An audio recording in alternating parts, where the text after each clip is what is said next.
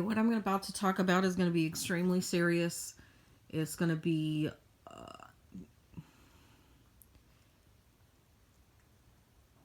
quite depressing.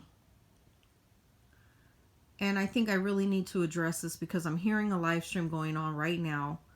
Somebody that I used to have on my panel, I'm not going to say their names, but they're condoning this man who recently murdered his girlfriend and his unborn child, and then went to his ex-wife's house and murdered her.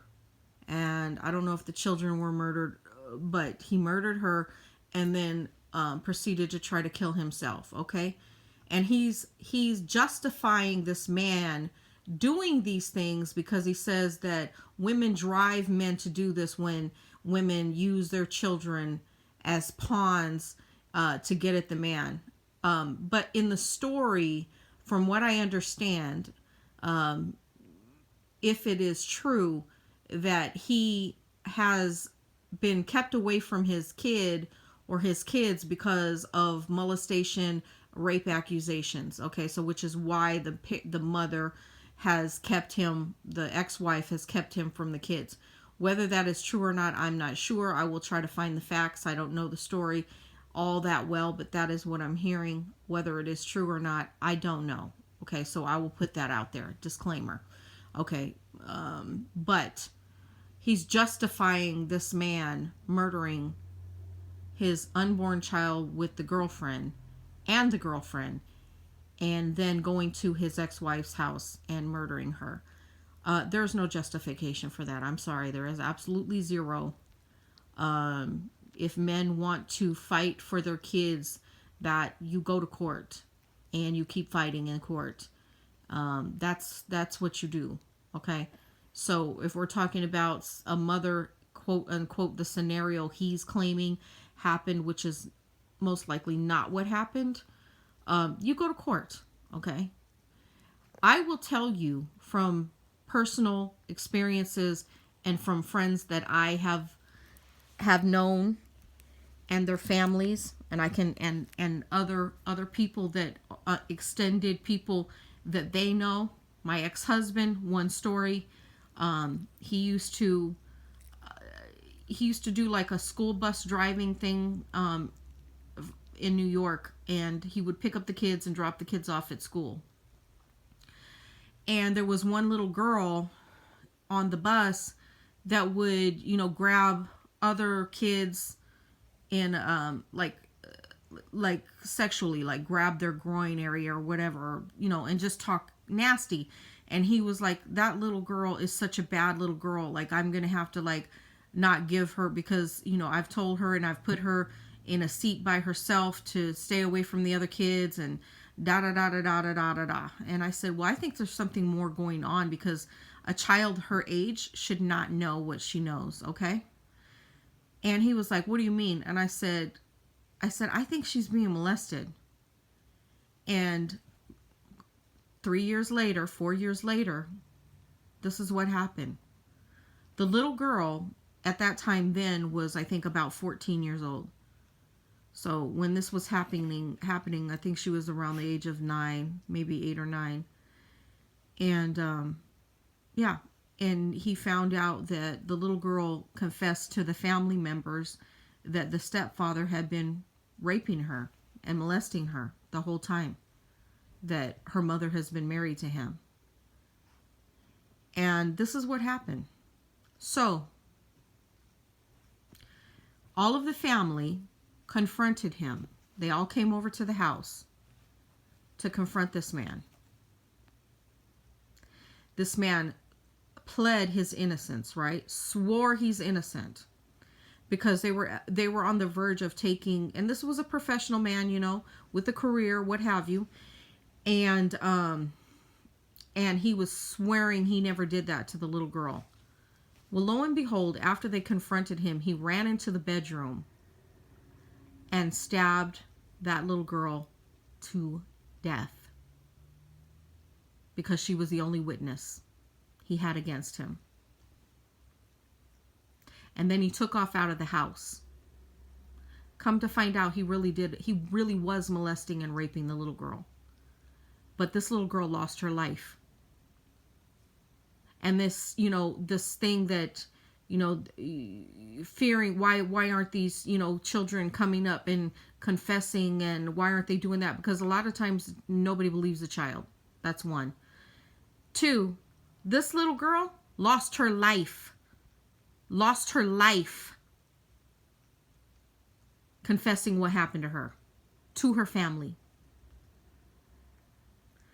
Second case, one of my close friends, her cousin, who I know. She was married to this man. He went to prison. I don't know what he went to prison for. Something that had absolutely nothing to do what he was accused of later. Okay. So he gets out. She stays married to him the whole time he's in prison. She has 2 children with him, a girl and a boy. When he was released from prison, I think the little boy was like maybe 11, going on 12, and the little girl, I believe she was close to 14, almost 14. When he got out of prison, and this is his biological children, he was raping the little girl. Okay? When the little girl confessed to somebody at school, which is what happened, she confessed to somebody at school that this was taking place with her. Then social services and the authorities got involved, right? So they had to gather evidence. You can't just put somebody in prison, right? Again, without the evidence. So they're gathering evidence, and the authorities are told the mother that she has to keep the kids away from the father while the evidence is being gathered, and that the kids are not allowed to be around him. So she gets a weekly rental place and leaves the house that she owns. Okay? And he stays there in the house.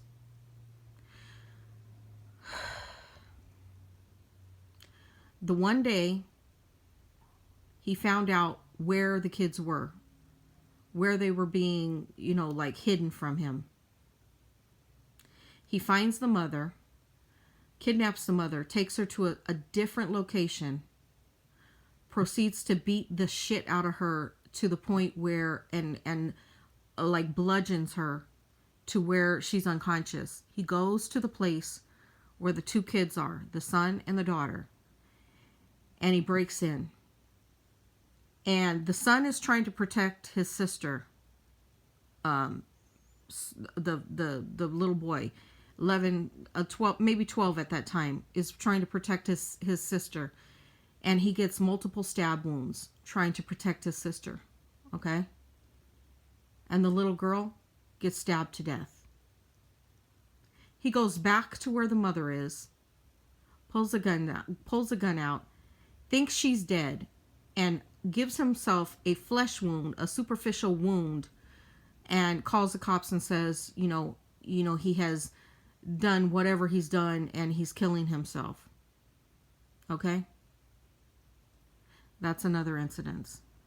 So it's not far-fetched to believe that the mother of this case that he's speaking of, that's being this case that's been talked about on YouTube, it's not far-fetched that the child was molested by the father. It's not far-fetched, because that happens all the time. So defending somebody like that, and then saying he was within his rights to take the life of the mother of the unborn child and the child, and then go to his ex-wife and murder her, how is he justified? He's not. So this is all mental illness playing out, because to do these kind of things, you have to be mentally ill. Because somebody that's not mentally ill, you just don't do that kind of thing. You're not supposed to be molesting children, raping children, and then go murder somebody to cover it up. So there's 3 cases of that type of situation happening that I'm just speaking on. There's many, many more. Many, many more.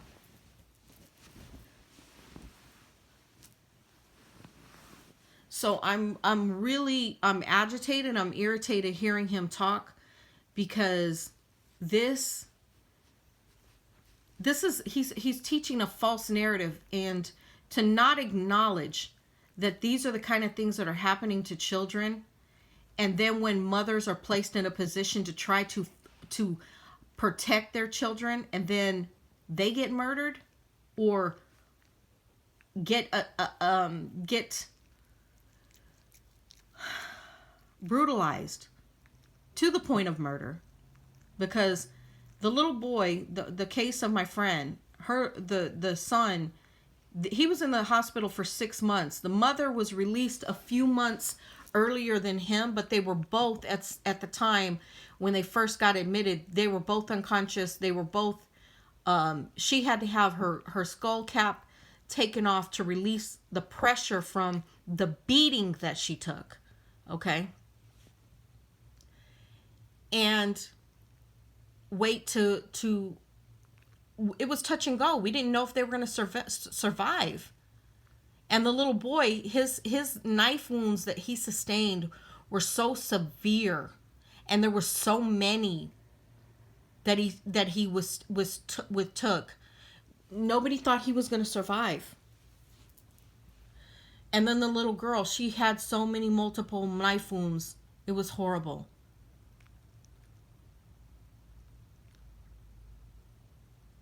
It was horrible. And I went to her funeral. And there was nothing, when I hear these men talk like this, it really upsets me. Because I know firsthand cases, personal cases, not even speaking of the people you don't know, that this is going on. So to trivialize what took place about him murdering this woman with an unborn child, pregnant, and then his ex-wife, and to try to justify that, that's horrible. That's deplorable. And it's sickening.